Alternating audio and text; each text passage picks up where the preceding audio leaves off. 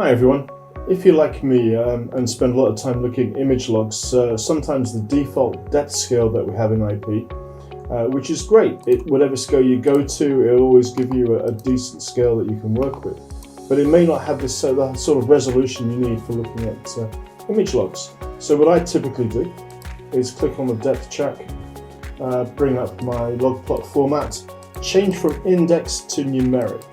And by doing this, it opens up this little dialog, and there's a number of different options in here that you can play with, but my two favorites are to go with position data on its own depth index, plot depth ticks in the track, and then put this down to something quite low, like plot the depth every 1 foot, put minor tick marks every 0.1 of a foot, and then just put the tick marks on the left and right hand side, and then hit OK.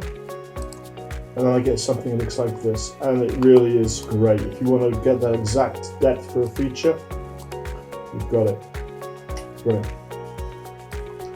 As a bonus, what I typically do if I'm wanting to write or insert some pictures into a paper, I go to Tools Options and Plotting, and then click on the Manage Mask Depths. Just check this on, and maybe the first 2 digits I'm going to mask out. And when I hit OK, I've now got X's in here, so very good for putting into papers.